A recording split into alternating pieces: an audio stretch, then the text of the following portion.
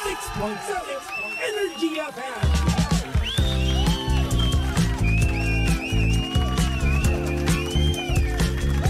Same, pero iba. 106.7 Energy FM Pangga. Huwag mo sabihing radyo. Sabihin mo. Good morning, Luzon, Visayas at Mindanao, Metro and Mega Manila. At syempre, good morning din sa napakaganda, napaka-sexy ang babaeng. Ano na naman? Napakaganda ng ngiti. Okay. Napakaganda ng gabi. DJ Lindsay, good morning. Good morning, baby Toby. Kamusta naman ang Valentine's Day mo? O, ano naman, nung una 'di ba, akala ko walang ganap. O, diba? Kinakokonsensya talaga. Oh, di ba? Oh, ano Akala sabi ko sa iyo? Oo nga. Baka naman may Pero Diba? natapos na yung lihim ng liham. Akala ko meron na nagtitinda ng kakanin sa labas. Kaya pinalabas ako ni Kuya Estong. Paglabas ko, ay may flowers at saka may cake. Yan sinasabi ko eh. Masyado mong ina-underestimate si Kuya Romel. Hindi kasi alam mo, sa lahat ng mga tao talaga, hindi ko talaga masukat si Romel minsan. Hindi ko, napaka-unpredictable niya para sa akin. Alam mo, mas maganda nga yung ganun eh. Oo. Yung unpredictable siya. Para kapag sinurprise ka niya, di sobra-sobra, todo-todo yung kilig mo. Ganun kasi.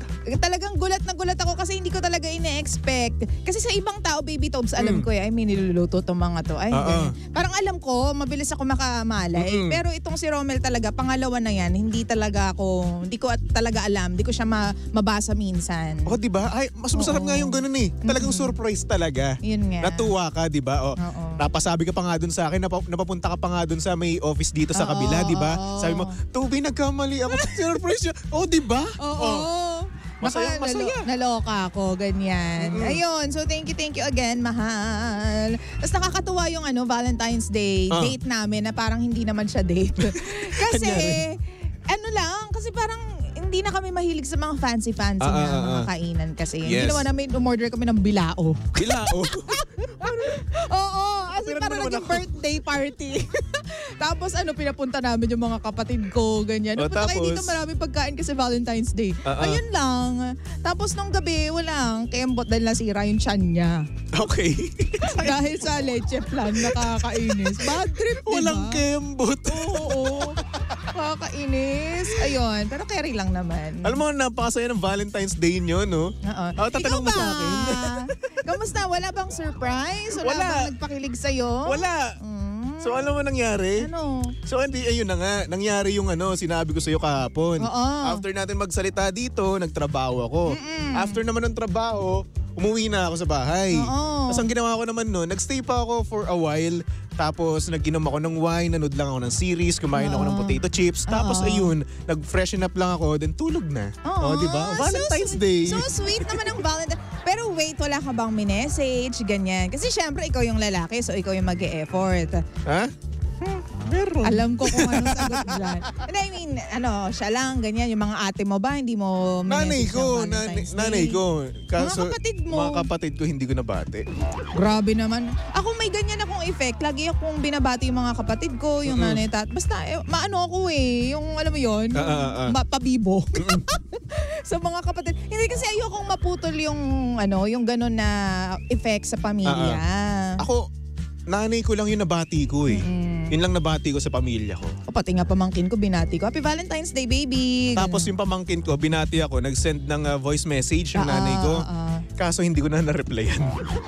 Nakakainis naman. Alam mo, importante yan sa isang pamilya ha. Yung merong laging merong jolly and cheerful sa lahat. Ewan ko sa inyo, baby Toby, kasi lumaki kami sa pamilya na sobrang seryoso. Okay. Stricto. Tapos, hindi kami mahilig mga swimming, walang mga outing, ganyan. As in, bahay lang kami. Okay. Tapos, basta boring. Ganyan. Okay. So, dapat merong isang pasaway. So, ikaw yung pasaway, gano'n? Hindi naman sa super pasaway, pero merong out of the box lagi na isa. Ako yung laging nag-aaya sa mga magulang ko, uy, naman tayo, out of town naman tayo. Ganyan. Pero yung tatay ko, hindi ko pa rin mapilit hanggang ngayon eh. Okay. Oo, yun. Sayang naman. Oo, sayang nga talaga. Pero sa amin namang magpapamilya, no, jolly naman kami lahat. Yun Talagang nga. kapag nagla-lunch kami together, kahit na sabihin natin, hindi kami kompleto. Oo. Ayun, masaya din talaga. Oo. Kasi ang dami kasing nangyayaring mga kakaiba eh. Yung mga epic film pangyayari. Diba? Ano mo yung tapos pag-uusapan nyo, pagtatawanan nyo, di ba? Yun yung maganda para sa akin. Yun yung kinalakihan ko. Kaya kapag kami nagkakasama talaga, kaya excited ako pag nabuulit kami eh. Kasi yung tatlo kong kapatid nasa ibang bansa. Yun nga. Ngayon, binabalak namin or pinaplano namin na sa mahal na araw, uuwi silang lahat. Oh my God! Binabalak pa lang. Balak pa lang. Hindi ko sinasabi na totoo na or whatsoever. Pero I'm hoping. Tapos pupunta kami ng kung saan man sa Baguio. Baguio na titripan nila eh. Baguio na titripan nila. Hindi ako nag-ano. Talaga bang sila yung nagsuggest? Promise sila. Talaga kasi even before, dapat sinasabi na nila yun. Sinasabi na ng asawa ng kuya ko yun. Sinasabi, Nay, kapag nabuo tayo ulit, Baguio tayo. Siyempre, sinuportahan mo. Even before pa. Kaya nga, hindi. Last year pa. Sinuportahan mo nga. Oo Kasi mahilig ka sa malamig, diba? Oo. Tapos ayun, sana naman, no, if ever na matuloy sila, no, sana matuloy yung yung sa, siguro, mahal na araw. Kailan ba yung mahal na araw? March something. Katapusan ng March, no? Oo, 21 something. Alam ko 27 to 29, wala tayong pasok niyan. So super long weekend. Oo, kasi Wednesday, start nun eh. Palaspas na Wednesday ba? Diba? Girl, wala akong alam. Wala ko ba alam? Galing ako sa Catholic school pero hindi ko natandaan. Basta alam ko, basta yun yung alam ko, no? 3 days yung mahal na araw, tapos ang balak ko, or sabihin natin Thursday, Friday, yun yung walang pasok sa atin. Tapos ang balak namin talaga, magbabagyo kami, or hindi naman kaya kung hindi man sa Baguio, kahit saang malayong lugar, tapos kami lang din talaga, pamilya. Oo. Ayun. Masaya yan, ganyan. Sobrang saya. Ay nako, happy Valentine. Alam mo, it doesn't have to end naman yung Valentine's Day ng yesterday lang eh. It's actually Valentine's Month. Kasi di ba? Yes. Lalo na ngayon ay sweldo ng mga pangga natin. Oo, at syempre, yung iba, di ba? Etong yung Valentine's Day ng mga kabit. Hoy, hindi! Nakakaloka ka. Peche de peligro kasi yung mga pangga natin kahapon. What if si Kuya Romel ngayon may ka-date? Ay nako, hindi pwede. Siguro kaya ayaw niya akong isama doon sa pupuntahan niya ngayon. Or what if? Nag-overthink malala. Hindi What ganun si if? Romel. Kaya nagpanggap lang siyang nasira yung tiyan niya kagabi. Para ready siya ngayon. Hindi, alam ko yun. Totoo yun. Talaga? Pinainom ko siya ng gamot eh. Ay, mali mo. Iinom siya ng gamot na wala siyang nararamdaman? Oo naman, Grabe pwede. naman sakripisyo yun. Hindi, tingin ko naman si Kuya Romel, di naman gano'n. No? Hindi gano'n si Romel. Pero yung nga. iba, no? Yung iba, eto nalaman ko lang din to kay The day Jimbo. after, no? Oo, day after ng Valentine's Day or 16 para hindi naman masyadong halata. No? Oo. So ayun, ito yung ginagawa nilang Valentine's Day para sa kanilang number 2. Ay nako, wag naman sanang gano'n. Mga betchin. Ay nako, patay tayo dyan. Hindi baby tobes ha. Naman, parang in defense naman ng mga tao, ng mga lalaking ngayon lalabas at mga mag-aasawa na ngayon lalabas. Kasi kahapon Pecha de Peligro, Feb 14. So, yung mga pangga natin, Feb 15 ngayon sila babawi. Tama ka dyan. Diba? Oo, kasi nga naman, parehas nilang sahod dyan, di ba? Oo. So, syempre, minsan kasi ang nangyayari, 50-50 yung nagde-date di ba? So, ngayon, pwede silang pumunta ng ibang lugar, di ba? Talagang mapaghahandaan talaga nila. True. Malay mo, nilive din nila itong araw na to, tsaka bukas, di ba? Para long weekend, magkasama sila. Totoo. Yung Yes. iba magli-leave na nga talaga. So, yun. Hello. Pero napansin ko kanina pala, Baby Toby, no, on my way here. Kasi late ako eh. Hello, ma'am. Diba? Sinabi mo pa. Oy, minsan na lang ako mali. Sige. Oo Okay. nga.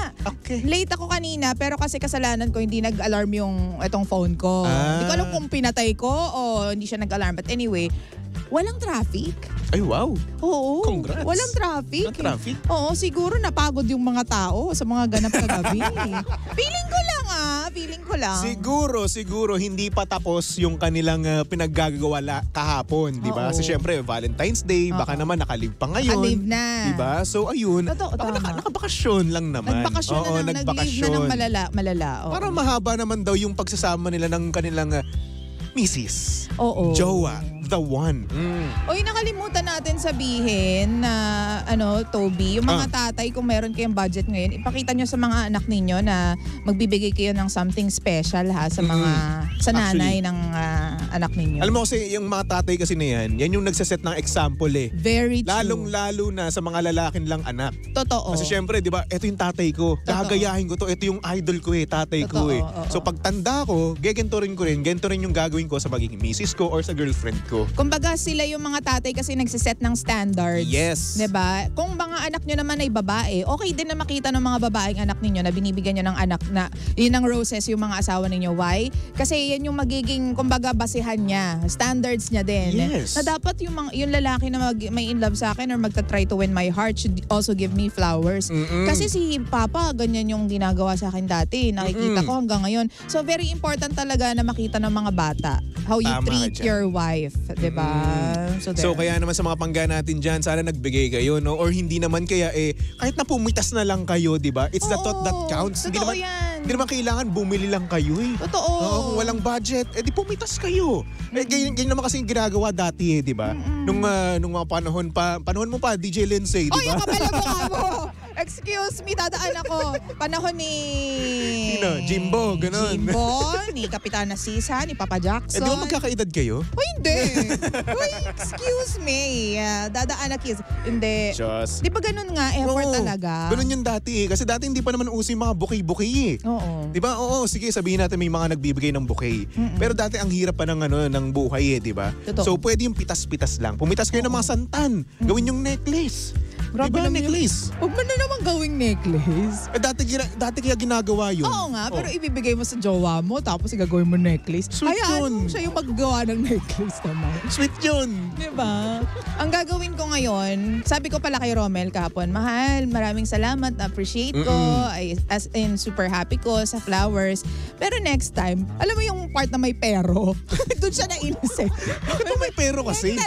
Next time, okay na ako sa isang bulaklak lang kasi alam ko naman na mahal yan. Is, ano lang din naman, gusto ko lang yung may flower ako kahit isang peraso lang. Alam mo, yan yung wag mo sasabihin sa sa isang Yun lalaki. Nga, nainis nga siya. Kasi syempre, eto, nag-effort na kami, binigyan ka na namin, at hindi na, alam kong nagbabudget tayo, pero pinilit namin. Oo nga. Pinag-ipunan namin. Oo nga. Diba? Tapos sasabihin mo, pero, Oo nga. sana hindi na lang, diba? Hindi, kasi sinabi ko naman, alam niya naman yun, talaga na. Hindi ako magastos kasi, di ba? Matipid ako. Kuripot nga ako eh. So sabi ko, gusto ko lang na may sweet something on Valentine's Pero Day. i-appreciate mo na ginawa namin Na-appreciate yun. ko. Diba na-appreciate mo? Pero may pero eh. Yun nga eh. There's a but. Dapat wala nang but. Kapag Sabi thank niya, you, thank you. Ano ba naman yun? Binigyan ka na nga. Ganyan-ganyan Diba? sabi ni Romel. Hindi, sinasabi ko lang kasi alam ko naman na mahal yung bili mo dyan. O only to find out na 1,000 plus pala yung ginastos nito. I mean, super okay lang. Yun nga lang, pero Dapat na lang. wala nang pero eh. Okay nga, oo na. Ay, no. Sabi niya na lang sa akin, o kapag meron. Pag wala, tiis-tiis tayo, ganun. Meron, ganyan. Tsaka alam din naman niya yun eh. Parang at some point nabastos din siya. Hindi naman. Hindi, at some point parang siguro may sumagi sa isip niya na, teka, parang hindi ata neto naiisip na nag-iisip din ako sa mga bagay-bagay. Kasi binili ko to para sa kanya, kahit na sabihin natin mahal, oo. Pero budgeted ko naman to, napag-isipan ko to. At ito yung nakita ko para sa kanya at ibigay sa kanya. Tapos may pero pa? Bakit? Ito pa. Ano pa? Ano pa? Sabi ko sa kanya, yung totoo, ex-deal to, no? Sabi niya sa akin, pinagsasasabi mo dyan. Tapos sinend niya sa akin yung screenshot ng conversation na pinag-orderan niya ng flowers. Pero hindi, pinagtitripan ko lang naman siya. Pero pinagtitripan ko lang siya, pinapatawa ko lang siya. Sabi niya, pinagsasabi mo dyan, baliw ka ba? Sabi sa akin ganun. Sige, sabihin natin sabihin natin biro lang yung ex-deal, oh. Pero yung pero, that's a no. Kumbaga, kumbaga nakakabastos sa effort ng lalaki. Basta kapag in-effortan kayo, sabihin niyo lang, thank you. Oo, Thank you na lang, wala nang pero, okay? Oo. Kasi hodang mahal yan, pinag-ipunan niyan, nag-save siya ng pera para dyan, thank you ka na lang. Yes, Your Honor. Salamat. Ang gagawin ko, ipe-preserve ko ngayon yung flowers. Yan. Ilalagay ko sa frame. Yan. Diba? Ayos. Oo. Saya. Nako. Thank you again. Salamat din, ha? Ikaw, wala ka man lang pinadalan talaga ng bulaklak eh, no? Wala talaga. Una sa lahat, wala akong pera. Oo nga. Pangalawa, wala akong pagsesendan. Sabagay. Oh. Basta pag uwi mo ng cavity, bumili ka ng bulaklak para sa nanay mo. Kahit isang peraso lang. Tingnan ko kung may pera ako. Kahit isang peraso nga. Mura na yung bulaklak nun. Bukas Sana. ka uuwi, di ba? Bukas uwi ako. O, isang pirasong bulaklak. Bibili nga ako. Oo, ba't depende ko, may pera ako. Credit card mo. Wala ko nun. Sabagay. Ayoko ng credit card kasi. Gusto mo makiswipe sa akin? Ayoko? 20%. Wag na. 20%. Ay, nako. So anyway, DJ Lindsay, hindi na natin napag-usapan yung caller ko kanina. Oo. Bahagya na lang natin pag-usapan. Ito na nga, yung ano nga daw niya, yung siya nga daw, yung caller nga natin, no? May jowa daw ngayon. Oo. Tapos, nakukonsensya daw siya kasi daw nanunood daw siya ng Nyorn. Ng Nyorn? Oo. So Fantastic. ngayon, ang tanong niya daw, is it a form of cheating? Yung panunood ng Nyorn ng hindi alam ng jowa niya. Hindi. For me? Thank you very much for that very wonderful question. Feeling ko naman, depende kasi. Sabi kasi nila, jowa niya na to, matagal na sila. 2 months. 2 months? 2 months pa lang? Bakit ka nanonood niyan? Dapat nga pinapractice niya. Hoy! Mag-ayuno tayo, Lenten season. Hindi. Feeling ko para sa akin naman, hindi naman. Hindi naman, Para, no? Para sa'yo. Oo. Kasi para sa akin, Para sa lalaki. kapag okay sa babae, okay lang. Okay lang. Diba? Oo. Pero ang masama dyan, kapag naging habit mo na. Oo. Diba? Kasi sabi niya sa akin, tinanong kasi kung kung ilang beses niya ginagawa yun, ang sagot naman niya, once or twice a month. Okay. Tingin mo, para sa'yo, bilang babae, okay lang yun. Once or twice a month? Mahal. Wala kasing, wag lang talagang gawing habit. Tapos, yung tipong hindi mo nahahanap-hanapin yung partner mo. Tapos, yun na lang yung kasi satisfied ka na doon dahil yun na yung pinapanood mo. Wag lang ganun kasi talagang lalaylay talaga yung relasyon ninyo kapag ganun. Yes. Hindi dapat nanonood talaga. Pero kung wala lang kayong magawa, kasi mga lalaki, di ba, may na-interview nga ako dati, sabi niya, parang nakaugalian na ng mga lalaki, pampatulog ba? Ganyan. Patulog? Siguro walang love life yun na-interview ko rin. Itago na lang natin sa pangalang, Chairman. masasabihin si chairman. Hindi. Yun. Ewan ko. Sorry. So yun, ang dami ko rin naririnig kasi syempre nag-research din ako after nung call namin, di ba? Nag-research ako. So yun nga, wag lang daw talagang gawing habit. Oo. Kasi pangit na kasi kapag nagiging habit Kumbaga, doon ka na, yun na lang nagpapa-pleasure sa'yo tapos to the point na kapag sa jowa mo na parang wala na. Pangit naman yung ganun, di ba? Totoo. So ang maganda dito, kapag yung jowa mo okay lang din naman sa kanya at napatsyempo ka, nanunood din siya, di happy-happy kayo. It's a Nyorn party. Nyorn party. Pero pwede rin naman kasi yun, di ba? Like for example, basta nagkakasundo sila. Oo, to spice things up, di ba? Kasi pwede niyong gawin yun di ba? Ikaw ba, nagkaroon ka na ba ng partner na nanunood? Talaga bang sa akin mo itatanong yung Baby Toby tapos nasa national radio tayo? Wag na nga. Oo, basta yun na nga, no. May mga magjowa kasi na kung saan parang okay lang din sa kanila na nagpa-party-party sila na nanonood. Ikaw ba? Kita mo? Sa akin mo talaga.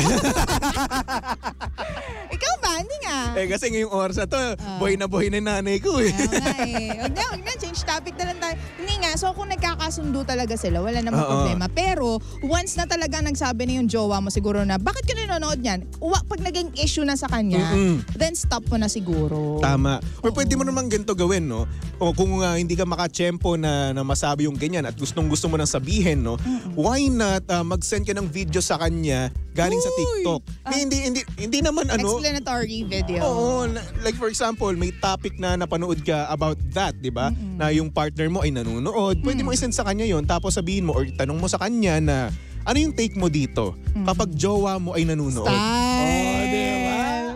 Panis! Style! So doon lalabas yung yung opinion about that. So ngayon doon mo malalaman. So doon mo malalaman yung sagot sa katanungan mo na okay lang ba sa kanya or nag-cheat ba ako? So ngayon pag sinabi niya na ayaw ng ganun, edi stop it.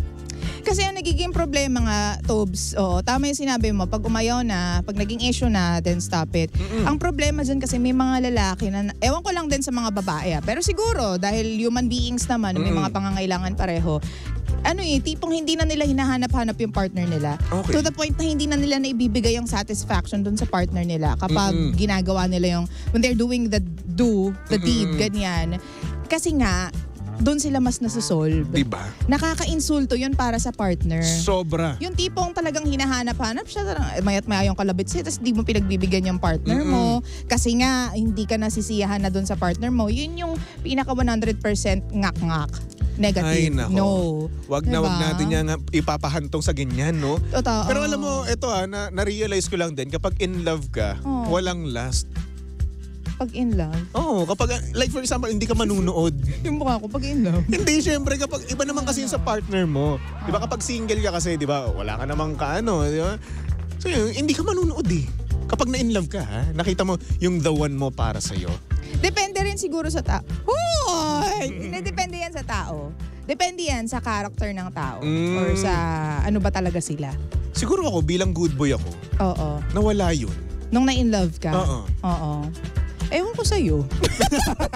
Salamat Ewan ko sa'yo. Parang ngayon sa bad thing na nawala yung ganun sa akin. Hindi lang kasi ako nakarinig ng ganyan. Na nung pag na-in love talaga. Siguro nga.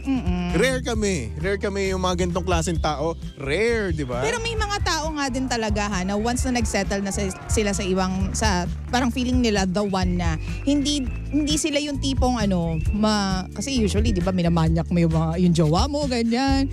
Hindi, It's alam a mo good yun, thing. nagda-dirty ka pa yung, kapag daw na-in love ka ng malala, hindi daw magiging, yun na yung pinaka-goal mo. Diba? Mawawala yung focus mo doon sa kumbaga bonus na lang yun. Oo. Bonus na lang yung ganun. Hindi mo siya nakikita as kaboylihan, 'di ba? Nakikita mo siya as bonus. Oo. 'Di ba? Depende pa rin talaga sa tao 'yan. Yes. At kaya mga panggano, kung kayo man ay katulad ng ating caller kanina na si Vin, no? Na kung Vin. saan hanga naman ako sa kanya dahil ina-admit niya yon na nakokonsensya siya at tinatanong niya yung ibang opinion kung ititigil niya ba o hindi. 'Di ba? Kasi nare-realize na rin sa sarili niya na parang teka, mali na ata tong nagagawa ko. Kasi may mga lalaki kasi na parang walang pakialam sa jowa nila sa kung ano yung mararamdaman ng jowa nila towards that eh. Totoo. So ngayon, etong si Vin ay isang napakabuting lalaki. 'Di ba? Na to the point na kukuha siya ng ibang opinion para kung itigil niya ba o hindi. Good thing para sa'yo yan, Vin, at hanga ako sa'yo. Congratulations. So sana naman masagot yung katanungan mo. Okay? Diba? Anyway, ayun na nga mga pangga, susunod na napakaganda, napaka-sexy DJ Lindsay para sa programang Lihim ng Liham. And of course, nakasama mo at nakalandian ng hot baby boy ng radyo. Walang iba kundi si Baby Toby. At syempre si Baby Toby ay pwede mong stalk sa lahat ng kanyang social media accounts. Hanapin nyo lang Baby Toby 1067. Alright? Alright. Anyway, mga pangga, magbalik tugtugan muna tayo. Tumutok lang dito sa number 106.7 Energy FM. Pangga, wag mo sabihing radyo, sabihin mo. Energy! You know I want you. It's not a secret I try.